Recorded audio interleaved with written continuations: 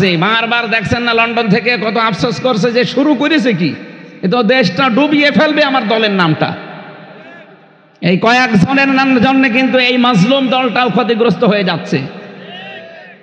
তারা মজলুম কম না, আমার সাথে যারা ছিল আমি তো দেখেছি এক একজনের নামে 313টা মামলা। তারেক জিয়া সাহেবের পিএস শ্রদ্ধাভাজন বড় ভাই জনাব মিয়া নুরউদ্দিন অপু ভাই, আমি তার সাথে 3 বছর ছিলাম। তার বন্ধু গিয়াসউদ্দিন মামুন। আপনারা এই উল্টাপাল্টা কাজগুলো করে খালেদা জিয়া কি আফসোস করেছে কালকে সকালবেলা দেখেছেন যে কিছু কোলাঙ্গার আর অপদার্থের জন্য বিএনপির বদনাম হয়ে যাচ্ছে। এরপরও আপনি কাকে দোষ দেবেন? সুতরাং একটা মুরব্বী মানুষ, সে স্বামী হারা মানুষ, সন্তান হারা মানুষ, একটা সন্তান তো প্রবাসে আছে, সারাটা জীবন কাটিয়ে দিচ্ছে দেশের জন্য। তাদের স্যাক্রিফাইস অনেক বেশি, কিন্তু কয়েকটা মানুষের জন্য যদি এটা অম্লান হয়ে যায় আপনি কিছু জবাব দিতে পারবেন না। মনে করছেন আমি যা করি কেউ টের পায় না? কে বলেছে আপনাকে?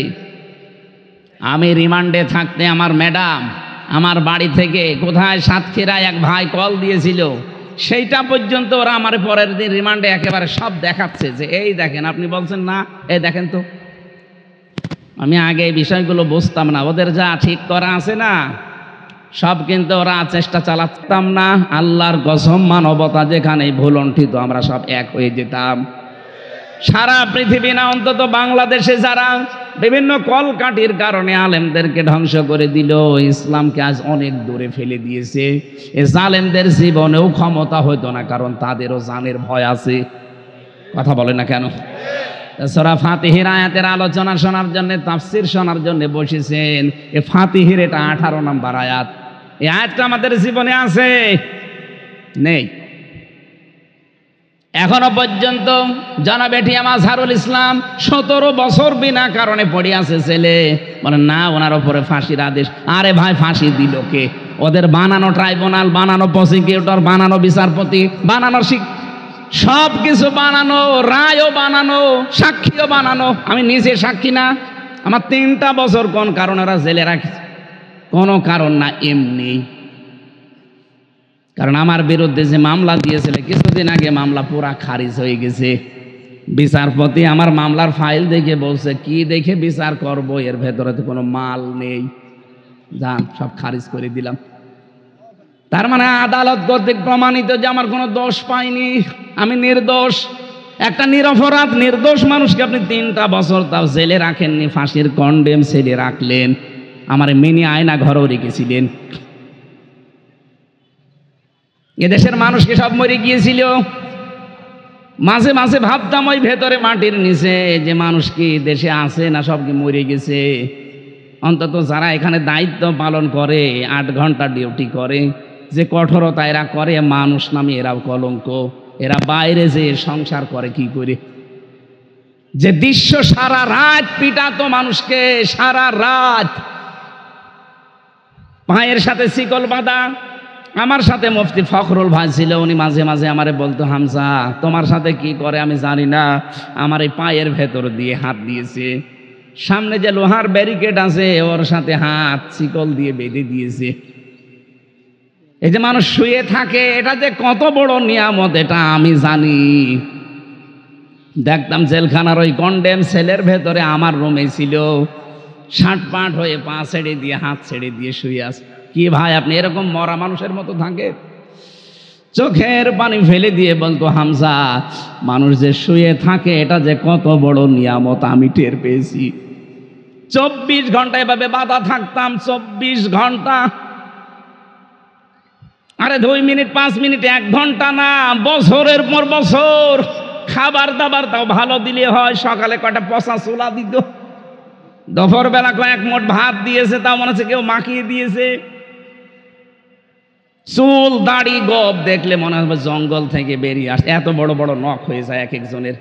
কেউ 2 বছর 5 বছর 7 বছর পড়ে আছে দুনিয়ায়, কেউ জানে না। মাঝে মাঝে যখন নিয়ে আসতো রিমান্ডে, দেখতাম ভাই কেউ কেউ খুশিয়ে খুশিয়ে লিখে রেখেছে দেওয়ালের সাথে ভাঙা ভাঙা অক্ষরে, যে ভাই কেউ যদি বাইরে যেতে পারেন এই নাম্বারটা জানাবেন যে আমি বেঁচে আছি। এখনো পর্যন্ত আপনি জালেমের সাফাই গান, বলে কি করেছে যে বুবুর পালিয়ে যাওয়া লাগলো? কি করেছে? আপনার সাথে তো করেনি।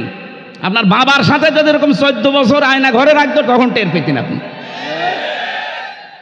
পৃথিবীর ইতিহাস পাল্টিয়ে দিয়েছে। কি করেছে মানে?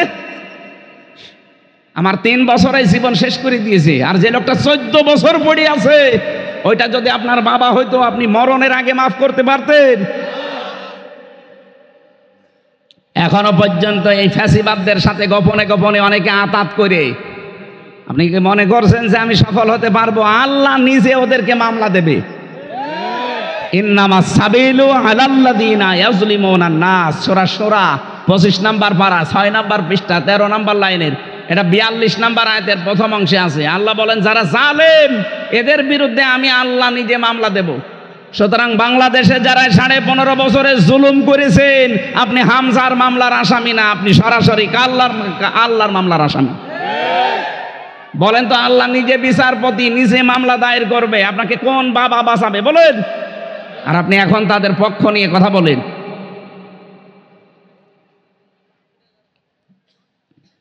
মাঝে মাঝে চিন্তা হতো যে যারা অন্তত এখানে দায়িত্বে থাকে, এই মানুষগুলো কান্নার আওয়াজ শোনে কি করে? আর এরা বাইরে যে কি করে?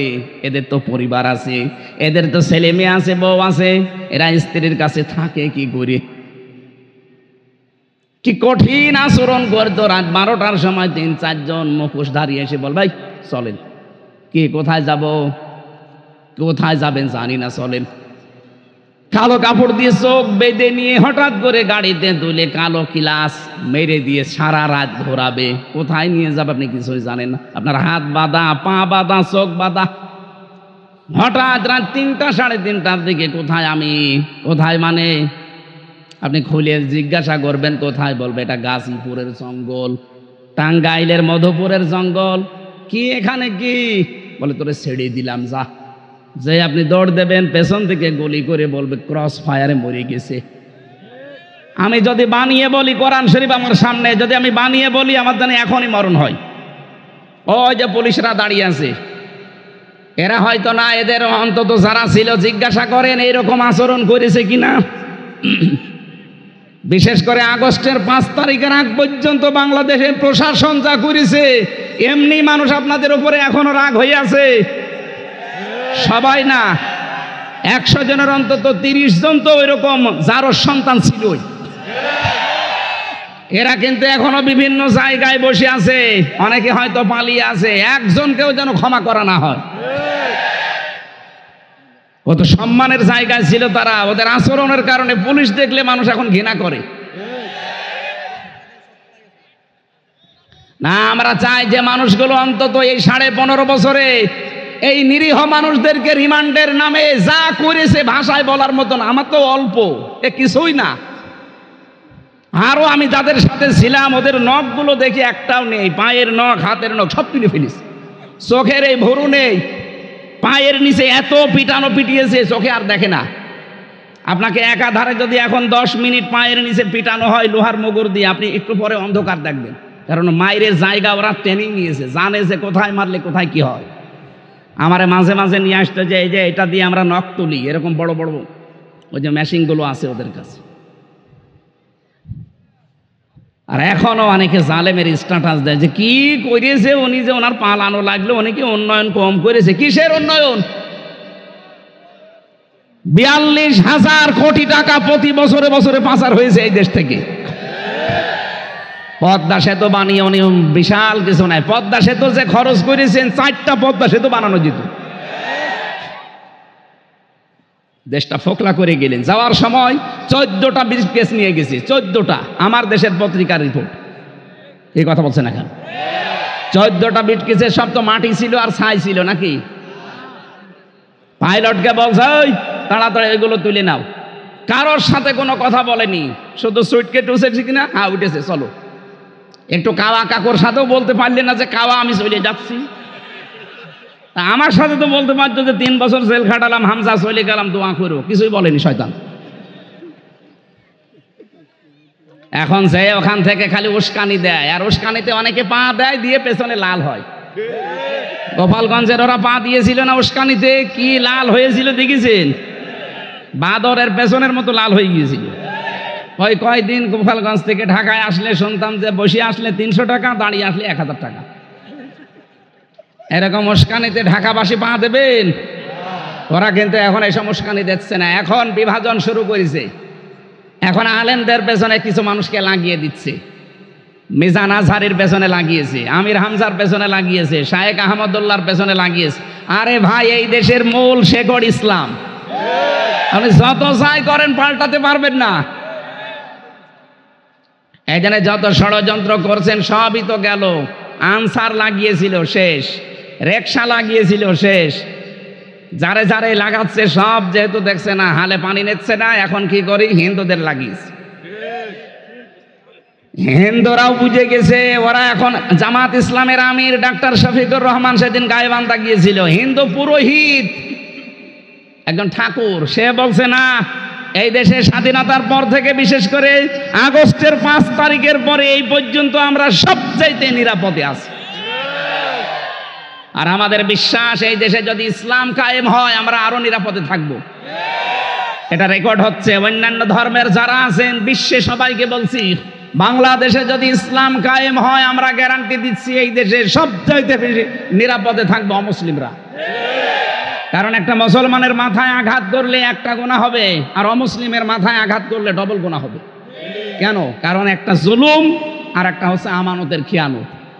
এই জন্য আপনারা নিশ্চিন্তে থাকতে পারেন, ইসলাম আসলে অনেকে ভয় দেখাচ্ছে তোদের কিন্তু দেশ থেকে তাড়িয়ে দেবে। দেশ থেকে তাড়িয়ে দেবে মানে ওরা এই দেশে জন্ম নিয়েছে, দেশের গর্বিত নাগরিক। এই কথা বলে না কেন? আর রাসূলের যে স্বপ্ন আল্লাহ বাস্তবায়ন করেছিলেন, রাসূল এখন নেই, আছে? রাসূলের নায়েব আছে না? এখানে আলেম কারা দেখে হাত বলেন তো? এগুলো সব নায়েবে রাসূল, রাসূলের উত্তরাধিকারী এরা। এরা যদি স্বপ্ন দেখে বাস্তবায়ন আল্লাহ করবেন। এখানে শেষের শব্দ কি? লাকাদ সাদাকাল্লাহু রাসূলাহুর রুয়া বিল হক। আল্লাহ পাক বলেন রাসূলের স্বপ্নকে আমি অবশ্যই বাস্তবে রূপ দেব। বলছেন তো, কে বলছেন বলেন তো? আরো জোরে বলেন। কোরআনের পাখি আল্লামা দেলাওয়ার হোসেন সাইদি রহমতুল্লাহ আলাইহি, উনি কি নায়েবে রাসূল ছিলেন না? যতগুলো স্বপ্ন দেখেছিলেন রাসূলের স্বপ্নের মতো সব স্বপ্নকে আল্লাহ বাস্তবে রূপ দিয়েছে। বলেছিল জালেমরা ইঁদুরের গর্ত পাবে না, ঠিক পাচ্ছে না। বলেছিল নাড়া দেওয়া হবে এখান থেকে একেবারে দিল্লি গিয়ে পড়বে, ঠিক পড়েছে। উনি স্বপ্ন দেখেছিলেন এই দেশে জালেমদের নাকের ডগার উপরে কালেমার পতাকা তৎপত করে উড়বে, উঠতেছে, সামনে উড়বে, আমি গ্যারান্টি দিলাম সামনে উড়বে। আগস্টের 5 তারিখের আগের জরিপ দেখেন, আন্তর্জাতিক যতগুলো জরিপ আছে, মাত্র 100 জনের 15 জন মানুষ চাইতো এ দেশে কোরআনের বিধান কায়েম হোক। অথচ এই যে জানুয়ারির 1 তারিখের রিপোর্ট, এই দেশে মাত্র 4.5 মাসের ব্যবধানে 100 জনের 58 জন মানুষ এখন চাচ্ছে এই দেশে কোরআনের বিধান কায়েম হোক। মানুষ বুঝে ফেলেছে যে কোরআনের বিধান ছাড়া এখানে ন্যায় বিচার কায়েম করা সম্ভব না। আপনাদের পাশের জেলা মুন্সিগঞ্জ, এখানকার একটা কোলাঙ্গার ছিল কালামানিক, আল্লামা সাইদিকে ফাঁসি দিতে পারে না, এই জন্য জীবনের বড় আফসোস। আল্লাহ অপমান করেছে, কলা পাতায় শুয়েছে, গলায় গামছা দিয়ে জনগণ টানতে টানতে নিয়ে এসেছে। এমনকি ওর বিসিও উড়ে গেছে, ওর বিসি নেই। আমি যেই জায়গায় থাকতাম ওই শয়তানকে শুনলাম সেখানে রেখেছি।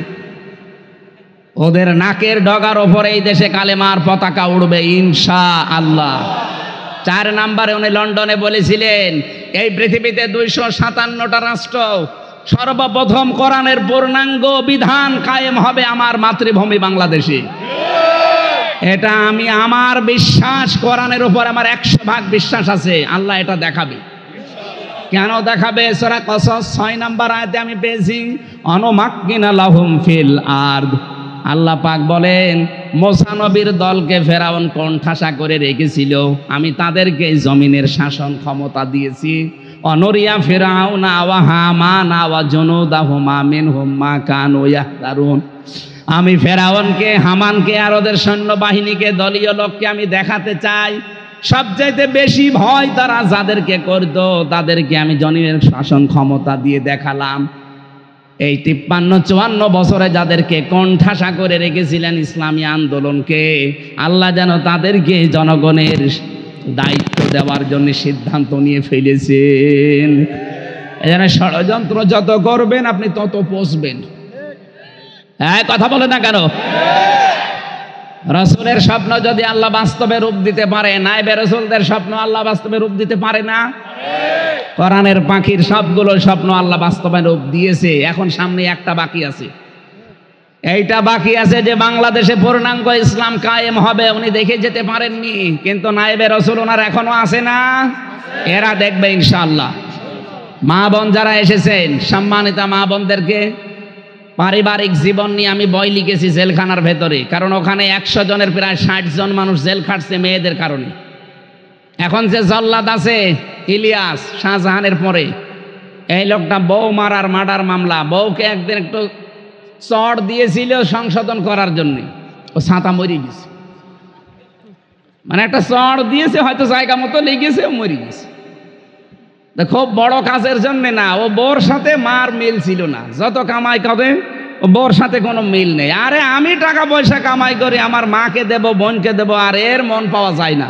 এরকম ছোট মনের বউ দেশে নেই। কার বউ এরকম ছোট মন, হাত তোলেন তো। না, মিথ্যা কথা বলেন কেন? মেয়েদের প্রতি এখন আমার খারাপ ধারণা চলে আসতো। আলহামদুলিল্লাহ, দোহার আর নবাবগঞ্জের মেয়েরা সব আল্লাহর ওলি। হ্যাঁ, সম্মানিত মা বোনেরা, শুধু নামাজ পড়ে রোজা রেখে কালো বোরকা পরে জান্নাত পাবেন না। আল্লাহর কসম, আপনি নামাজ পড়ে রোজা রেখে কালো বোরকা পরে মনে করেন আমি জান্নাত চলে যাব না। স্বামী যেটা চায় ওইটা আপনাকে পছন্দ করা লাগবে, যদি জায়েজ হয়। অতুইনু আলা দীনি জাওজাতিহা, নবীজি বলেন মেয়েদের এই গুণটা লাগবেই। ওর স্বামী যদি বাইরে থাকে দ্বীনের কাজে, মানবতার কাজে, ইসলামের কাজে, সে যেন পেছন দরজা দিয়ে খাদিজার মতো সাপোর্ট দেয়। খাদিজা জীবনে এক ওয়াক্ত নামাজ পড়েননি, রোজা রাখেননি জীবনে একটা, হজ করেননি, যাকাত দেননি, কিন্তু তার জন্য জান্নাতে একটা ঘর আল্লাহ পাঠিয়ে দিয়েছে। জীবিত অবস্থায় জিবরাইলকে বলেছে, যাও এই ঘরটা দেখিয়ে বলবা যে এটা খাদিজার জন্য আল্লাহ বানিয়ে রেখেছে। কেন? নবীজি যখনই বাইরে থেকে আসতেন, খাদিজা ঘরটাকে নয়েজ মুক্ত রাখতেন, আওয়াজ মুক্ত, কোনো কোলাহল নেই। আর আপনি স্বামী বাইরে থেকে আসলে বাড়ি মনে হয় যে একটা জাহান্নাম বানিয়ে রেখেছেন। এইটা নেই, এইটা নেই, এইটা নেই, কেন? একটু শোকের সময় বলা যায় না? ও এমনিতেই মেজাজ গরম হয়ে সারাদিন রোদে পুড়ে আসে। এই জন্য মেয়েদেরকে বলবো, আপনি খাদিজার মতো স্বামীকে সাহায্য করবেন পেছন দরজা দিয়ে, তাহলে আপনাকে জান্নাতে খাদিজার সাথে আল্লাহ জায়গা করে দেবে। উনি তো জীবনে এক ওয়াক্ত নামাজ পড়েননি, রোজা রাখেননি, হজ করেননি, যাকাত দেননি, শুধু স্বামীর পেছনে এই খেদমত আর শ্রম দেওয়ার কারণে যদি আল্লাহ তাকে জান্নাতে একটা ঘর বানিয়ে পাঠিয়ে দেয়, আপনাকেও দেবে ইনশাআল্লাহ। তাই বলে আপনি নামাজ পড়া ছেড়ে দেবেন তা বলছি না, অবশ্যই নামাজ পড়বেন। এই দাম্পত্য কলহর 27টা কারণ আছে। কয়টা? এই কারণগুলোতে আমাদের পরিবারে ঝগড়া হয়, মনোমালিন্য হয়, ডিভোর্স হয়, পরকীয়া প্রেম হয়। এটার জন্য আমি বই লিখেছিলাম 120 পৃষ্ঠা দিয়ে, ওখানে তো লিখতেও দেয় না শয়তানরা। খুব কষ্ট করে করে খালি নয়েট করে আমি বাইরে এসে বইটা ছেড়েছি। ওই গাড়ি থেকে মেয়েদের জন্য নিয়ে যাবেন, পুরুষের জন্য একটা আছে, মেয়েদের জন্য একটা আছে। 8টা বই করেছিলাম, তার মধ্যে 2টা জেলখানায় আর বাইরে 6টা, ওখানে মনে হয় 5-6টা আছে। ওটা অবশ্যই নিয়ে যেয়ে মেয়েকে বউকে পড়াবেন, যে মেয়েকে বিয়ে দেবেন আগে 120 পৃষ্ঠা ভালো করে পড়, বউকে পড়াবেন, অন্তত গন্ডগোলগুলো কমবে। আল্লাহ আমাদেরকে, আমার মনে হয় এখন আর 5-7 মিনিট আছে নামাজের, আসরের নামাজ তো ফরজ, এই জন্য আমরা চালাতে পারছি না। আমি বের হয়েছিলাম অনেক আগে, কিন্তু আসতে রাস্তায় জামে পড়ার কারণে আমার দেরি হয়ে গেছে। হজ বাবা ওরফে ভণ্ডমতি, যে তার নিজ বাড়িতে কাবা ঘর বানিয়ে হজ করাতেন, তা জনসম্মুখে আসার পর সে দীর্ঘদিন আত্মগোপনে ছিলেন এবং তিনি আবার তার পূর্বের কার্যকলাপ শুরু করেছে, প্রস্তুতি নিচ্ছে।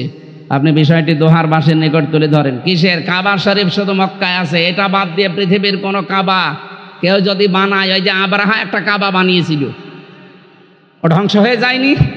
এটা একটা ভণ্ড নয়, বুদ্ধি প্রতিবন্ধী। দোহারের সর্বস্তরের ধর্মপ্রাণ মুসলমান এবং প্রশাসন যেন বিষয়টি আইন হাতে তুলে নেবেন না। প্রশাসনের লোক আছে, ওনাদেরকে জানাবেন, প্রশাসনের মাধ্যমে, আইনের মাধ্যমে কাজ কি। আগামীতে যদি আশপাশে কোনো জায়গায় আসি আমি, রাতের বেলা নিয়ে আসবেন, দিনের বেলা আমার মাহফিল আসলে গ্যাঞ্জাম হয়ে যায়। আর সময়ও কম হয়ে যায়। একটা বিষয় বোঝাতে হলে 1-1.5 ঘন্টা 2 ঘন্টা সময় লাগে। তাফসীর আকারে আগামীতে কথা বলবো কোনো জায়গায় রাতের বেলা আসলে। এখানে জনি শিকদার আছেন একজন, এই থানায় নাকি? ওই জায়গায় একটা মাহফিল নেওয়ার কথা আছে, এখনো নেইনি। আসলে সারা দেশে এখন তো আর কোনো জায়গায় জালেম নেই, এই জন্য সারা দেশে যেতে গিয়ে আমি মানে আরো দুর্বল হয়ে যাচ্ছি। আজকে 3টা, এখন এই ভাঙ্গা মোড়ে আছে মাগরিবের পরে, ফরিদপুর ভাঙা, রাতে আবার মাদারীপুর শিবচরে, কালকে আবার বরিশাল। এই জন্য খুব জার্নিও হয়ে যাচ্ছে বেশি। আগামীতে আসলে কথা বলবো। আমি একটু সব দেখতেছি, পর্যবেক্ষণে রেখেছে কে কি করে। আমি গত পরশু দিনও একজন গোয়েন্দা বিভাগের সর্বোচ্চ দায়িত্বে যিনি আছেন কথা বললাম, উনি আমারে বলছে, হুজুর আমরা দেখতেছি সারা দেশটা কে কি করে, কার কি কাজ কারবার আমল, যা দেখতে পাচ্ছি এতদিন শুধু চেতনার নাম দিয়ে মানুষদেরকে ধোঁকা দিয়ে বোকা বানিয়ে রেখেছিলেন, এইটা কিন্তু আর কেউ খাবে না। আপনি মেজর ডালিমের কালকে সংবাদ সম্মেলন দেখেননি? টকশোতে 11টা পয়েন্টের উপরে কথা বলেছি। এতদিন যত রকমের উল্টাপাল্টা নাম দিয়েছেন, পুরাটাই যে মিথ্যা এখন সব জাতি জানতেছে। রাজাকারের তালিকা বানিয়েছেন মাত্র 37 জন বাংলাদেশ জামাত ইসলামীতে, তার ভেতরে 11 জন মরে গেছে। আর বিএনপির নাম আছে ওখানে 1000 কতজন। এরপরে আওয়ামী লীগের নাম আছে 8060 জন। কি কি কারে দায়িত্ব দিয়েছিল এই মন্ত্রী? কি এটা ওইটা কি নাম ছিল যেন? অকর্মা মোজাম্মেল। ওটা আসলে অকর্মা। এটা তালিকা করবেন, জামাত শিবিরের নাম 5000 10,000 20,000 ঢুকিয়ে দেবেন না, ছাতা মাত্র 37 জন দিয়েছে। ও আসলে পাই নাই, ও পাবে কি করে? কারণ ইসলামপন্থী যারা কোরআন হাদিস পড়ে এই মানুষগুলো 50 বছর আগে যা বোঝে, জেনারেল মানুষ তারা 50 বছর পরে ওটা বোঝে। কারণ এর ভেতরে যে তথ্য আছে এটা সব 1500 বছর আগের, আর আপনি তো এখনো সে সময় পাননি, আপনি বুঝবেন কি করে? এই জন্য আমাদের এখান থেকে শিক্ষা নেওয়া দরকার। জালেমদের এত বড় শিকড় আল্লাহ কেটে ফেলতে পারে। আগামীতে যারাই বসবেন, কে বসবেন আমি জানি না, যেই বসেন তারা যেন জুলুম করবেন না। যা করছেন এইটাই তো প্রমাণ হয়ে যাচ্ছে যে আপনি জুলুম করবেন। সুতরাং আপনার পরিবেশ, আপনার মন মানসিকতা, আচরণ পাল্টান, নয়তো আপনার বাড়িও হানিফের বাড়ির মতো জাতীয় টয়লেট হয়ে যাবে। কথা বলেন। দরুদ সালাম পাঠ করে আমরা কোরআনে কারিম থেকে একটা আয়াতের 4 ভাগের 1 ভাগ পড়েছি। সূরা ফাতাহা। কোন সূরা? ফাতাহ মানে বিজয়। ফাতাহ মানে কি? একটা আয়াতের 4 ভাগের 1 ভাগ আমরা তেলাওয়াত করেছি। রাসূলের একটা স্বপ্ন দিয়ে আমাদের আল্লাহ শিক্ষা দিতে চাচ্ছেন। সূরা ফাতাহা আল্লাহ রাব্বুল আলামিন বলেন, লাকাদ সাদাকাল্লাহু রাসূলাহুর রুয়া বিল হক। অবশ্যই আমি আল্লাহ আমার রাসূলকে যে স্বপ্ন দেখিয়েছি, এই স্বপ্নটা আমি যথাযথভাবে রূপ দেব। এই স্বপ্নকে আমি বাস্তবায়ন করে দেখাবো। স্বপ্ন দেখছেন কে? রাসূলুল্লাহ। বলেন কে? স্বপ্নের বাস্তবতা ঘটাবেন কে? আল্লাহ পাক বলেন, আমি যদি কোনো কাজের ইচ্ছা করি, ইন্নামা আমরুহু ইযা আরাদা শাইআন আইয়াকুলা লাহু কুন ফায়াকুন। আমি আল্লাহ যদি পৃথিবীতে কোনো কাজের ইচ্ছা করি, শুধু বলি কোন, সঙ্গে সঙ্গে ফায়াকুন, ওটা হয়ে যায়। আমাকে বাধা দেওয়ার মতো, রদ করার মতো দুনিয়ায় কোনো শক্তি আছে? আরো জোরে বলেন। অন্য ধর্মের মানুষ বিশ্বাস না করলে আমরা মুসলিম যারা, তারা বিশ্বাস করি কিনা? রাসূলুল্লাহকে আল্লাহ স্বপ্ন দেখিয়েছেন। এটা হুদায়বিয়ার সন্ধি আমরা মনে করি। এই সূরার ভেতরে 18 নম্বর আয়াতে একটা বিজয়ের কথা আল্লাহ দিয়েছেন কিছু শিক্ষার মাধ্যমে। 1400 মানুষ নিয়ে তিনি আসছিলেন মদিনা থেকে মক্কায়। হুদায়বিয়া নামক জায়গায় তিনি আটক হয়ে গেলেন। কাফেরদের কর্তৃক বাধাপ্রাপ্ত হলেন, তিনি আর যেতে পারবেন না। বিশ্বনবী হযরত ওসমানকে পাঠিয়ে দিলেন সমঝোতা করার জন্যে। হযরত ওসমান মক্কায় প্রবেশ করার পরে তারা ওসমানকে আটক করে ঘোষণা দিয়ে দিল, কুতিলা ওসমান ইবনে আফফান, তাকে হত্যা করা হয়েছে। ও বাংলার মুসলমানেরা, এখানে আমাদের জন্য কয়েকটা শিক্ষা আছে। হযরতে ওসমানকে তারা আটক করার পরে শুধু হত্যা করে ফেলেছে এই মিথ্যা সংবাদটা ছড়িয়ে দিয়েছে। নবীজি সংবাদটা কানে যাবার পরে 1400 সাহাবীর ভেতরে একজন নেই। হযরত ওসমান 1399 জনকে বললেন, তোমরা যে হজের এহরাম পরে এসেছো, খুলে ফেলো, সাধারণ পোশাক পরো। ও দোহার বাসী, এদিকে তাকান। নবী কি জানতেন না যে এখন হজের পোশাক খুলে ফেললে হজ আর হবে না? জানতেন না? দেখেন, ফরজ হজ তিনি বাদ দিয়ে দিচ্ছেন যে না থাক। রোজা ছিলেন, বললেন রোজা ভেঙে ফেলো। ফরজ রোজা বাদ, ফরজ হজ বাদ দিয়ে দিলেন। কি এমন কাজ করবেন তিনি? হুদাইবিয়া নামক যে বাবলা গাছটা ছিল, ওই গাছের নিচে ভাবে হাত ফেলে দিলেন। ভালো করে বুঝবেন। সাহাবা ইকরামকে বললেন, 1399 জন আমার হাতের উপরে হাত দাও। ওরা বিনা অপরাধে একটা নিরপরাধ মানুষকে বিনা কারণে মেরে ফেলেছে। হযরতে ওসমান হত্যার বদলা না নিয়ে আমরা মদিনায় ফেরত যাব না। দরকার হয় এই 1399 জন জীবন দিয়ে যাব, একজনও যাব না। তিনি বায়াত করাচ্ছিলেন, এই বায়াত হঠাৎ করে ফেরেশতা জিবরাইল এসে আয়াতের অর্ধেক অংশ তার কানের কাছে শোনালেন। লাকাদ রাদিয়াল্লাহু আনিল মুমিনিন ইয ইউবাইউনাকা তাহতাশ শাজারাতি ফালিমা মা ফি কুলুবিহিম। এদিকে তাকান। আল্লাহ গ্যারান্টি দিচ্ছেন, লাকাদ রাদিয়া। এখানে যারা আরবি গ্রামার জানে, রাদিয়া এটা মাজির সিগা, এটা অতীতের শব্দ, এটা পাস্ট। আল্লাহ পাক বলেন, অবশ্যই আমি আল্লাহ রাজি হয়ে গেছি। রাজি হব না, রাজি হয়ে গেছি। আমি আল্লাহ নিজে রাজি হয়ে গেছি। আনিল মুমিনিনা, এই মুমিনদের উপরে। যেহেতু বহু বচন দিয়েছেন, তার মানে 1399 জন যারা আছে সবার উপরে আমি আল্লাহ রাজি হয়ে গেছি। ইয ইউবাইউনাকা, যারা আপনার হাতে বায়াত নিচ্ছে, তাহতা শাজারাতি, এই গাছের নিচে। এতটুকু বলার পরে ফেরেশতা জিবরাইল থেমে গেছে। তাফসীরে হাক্কানির ভেতরে পাবেন, হঠাৎ করে নবীজি নিজের বাম হাতটা এভাবে উপরে দিলেন। সাহাবা একরাম বললেন, হুজুর এই হাত আবার কার? নবীজি বললেন, আজকের এই বায়াতের উপরে আল্লাহ খুশি হয়ে গেছে, আমাকে আয়াত নাজিল করে জানালেন। তে আমার ওসমান তো এখানে নেই, এই হাতটা দিয়ে দিলাম, এটা ওসমানের হাত। ও বাংলার মুসলমানেরা, কি বলেছিলেন নবীজি এমন যে আল্লাহ রাজি হয়ে গেছে অলরেডি? যে একটা নিরপরাধ মানুষকে ওরা বিনা কারণে মেরে ফেললো, আর আমরা এখন চলে যাব মদিনায়। না, হত্যার বদলা নেওয়ার জন্য যদি এই 1399 জনের আবার জীবন দেওয়া লাগে, জীবন দেব, চলে যাব না। আল্লাহ বলেন, ফালিমা মা ফি কুলুবিহিম, তারা ইয়ারকি মারার জন্য, লোক দেখানোর জন্য না, মন থেকে বলেছিল এই কথা। এখানে আমি আল্লাহ খুশি হয়ে দুইটা জিনিস তাদেরকে দিলাম। ফাআনজালাস সাকিনাতা আলাইহিম, তাদের উপরে আমি আল্লাহ প্রশান্তি নাজিল করলাম। ওয়া আসাবাহুম ফাতাহান করিবা, তাদেরকে একেবারে সুনিশ্চিত এবং নিকটবর্তী একটা বিজয়ের সুসংবাদ দিলাম। এবার কি পেলেন এই আয়াত থেকে? খালি সুবহানাল্লাহ আলহামদুলিল্লাহ বলে বাড়ি চলে যাবেন না। একটা নিরপরাধ মানুষকে মেরে ফেলেনি, খালি মিথ্যা ছড়িয়েছে যে মেরে ফেলেছি। এই কথা শোনার পরে একটা নরম নবী, নরম না নবীজি, রাহমাতাল লিল আলামিন, একেবারে নম্র ভদ্র নরম একটা নবী, রহমতের নবী, একেবারে গরম হয়ে গেছেন, লোহার মতো শক্ত হয়ে বলছেন, এই প্রতিশোধ না নিয়ে বাড়ি যাব না।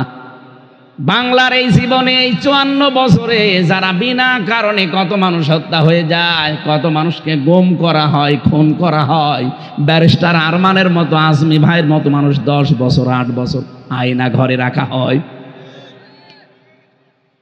কোরআনের পাখি আল্লামা দেলাওয়ার হোসেন সাঈদীকে ধর্মীয় অনুভূতিতে আঘাত দিয়েছে এই কথা বলে যেদিন আটক করা হয়, এদেশের 18 কোটি জনগণ যদি ওই 1399 জনের মতো সিদ্ধান্ত নিতে পারত যে শপথ নিলাম বিনা কারণে কোনো আলেমকে আমরা আটক থাকতে দেব না, জালেমরা এমনিতে ভয়ে ছেড়ে দিত। নবী শুধু সিদ্ধান্ত নিয়েছেন, এই খবর যখন মক্কায় গেছে, কাফেররা তাড়াতাড়ি করে ভয়ে ছেড়ে দিয়েছে ওসমানকে। বলছে দিনের অবস্থা ভালো না। সেই কাফেরের প্রেতাত্মারা এখনো পৃথিবীতে আছে। সত্যি আমরা যদি আল্লাহর প্রশান্তি আশার লাভের আশা করতাম, যদি বিজয় চাইতাম, ইসলামের মানব মুসাফির অবস্থায় আছি, মোনাজাত করছি, আল্লাহুম্মা আমিন। লা ইলাহা ইল্লা আনতা সুবহানাক ইন্নী কুনতু মিনাজ জালিমিন। রব্বানা যালামনা আনফুসানা ওয়া ইল্লাম তাগফির লানা ওয়া তারহামনা লানাকুনান্না মিনাল খাসিরিন। রব্বুল আলামিন, ঢাকা জেলার দোহার থানা রায়পাড়ার দিকে তাকাও। হাজার হাজার মানুষ আমরা কোরআনে কারিম চাতক পাখির মতো শুনেছি। তোমার নবীর সব স্বপ্ন তুমি দুনিয়ায় বাস্তবায়ন করে দিয়েছো। আল্লাহ, তোমার নায়েবে রাসূল যারা আছে, নবীর উত্তরাধিকারী, তারাও তো স্বপ্ন দেখেছে। তাদের এই স্বপ্নগুলোকে তুমি বাংলার জমিনে বাস্তবায়ন করে দাও। বড় আশা চর্ম চোখে যেন দেখতে পাই ৫৬,০০০ বর্গ মাইল কোরআন দিয়ে চলছে। এটা দেখে মরার তৌফিক দাও। এ মাহফিলের আয়োজন করতে গিয়ে তোমার যে বান্দারা চেষ্টা চালিয়েছে, মাওলানা হোসাইন মাহফুজের জামাতা আসাদ সাহেবের মাধ্যমে এই মাহফিলটা নিয়েছি। আল্লাহ, তোমার এই গোলামের সাথে যত যুবকেরা এলাকার মানুষকে নিয়ে এই মাহফিল সাজিয়েছে, খাদিজাতুল কুবরার মতো তাদের মাদেরকেও কবুল করে নাও। ভালো ভালো কাজে যাদের মুসাফির অবস্থায় আছি, মোনাজাত করছি, আল্লাহুম্মা আমিন। লা ইলাহা ইল্লা আনতা সুবহানাক ইন্নী কুনতু মিনাজ জালিমিন। রব্বানা যালামনা আনফুসানা ওয়া ইল্লাম তাগফির লানা ওয়া তারহামনা লানাকুনান্না মিনাল খাসিরিন। রব্বুল আলামিন, ঢাকা জেলার দোহার থানা রায়পাড়ার দিকে তাকাও। হাজার হাজার মানুষ আমরা কোরআনে কারিম চাতক পাখির মতো শুনেছি। তোমার নবীর সব স্বপ্ন তুমি দুনিয়ায় বাস্তবায়ন করে দিয়েছো। আল্লাহ, তোমার নায়েবে রাসূল যারা আছে, নবীর উত্তরাধিকারী, তারাও তো স্বপ্ন দেখেছে। তাদের এই স্বপ্নগুলোকে তুমি বাংলার জমিনে বাস্তবায়ন করে দাও। বড় আশা চর্ম চোখে যেন দেখতে পাই ৫৬,০০০ বর্গ মাইল কোরআন দিয়ে চলছে। এটা দেখে মরার তৌফিক দাও। এ মাহফিলের আয়োজন করতে গিয়ে তোমার যে বান্দারা চেষ্টা চালিয়েছে, মাওলানা হোসাইন মাহফুজের জামাতা আসাদ সাহেবের মাধ্যমে এই মাহফিলটা নিয়েছি। আল্লাহ, তোমার এই গোলামের সাথে যত যুবকেরা এলাকার মানুষকে নিয়ে এই মাহফিল সাজিয়েছে, খাদিজাতুল কুবরার মতো তাদের মাদেরকেও কবুল করে নাও। ভালো ভালো কাজে যাদের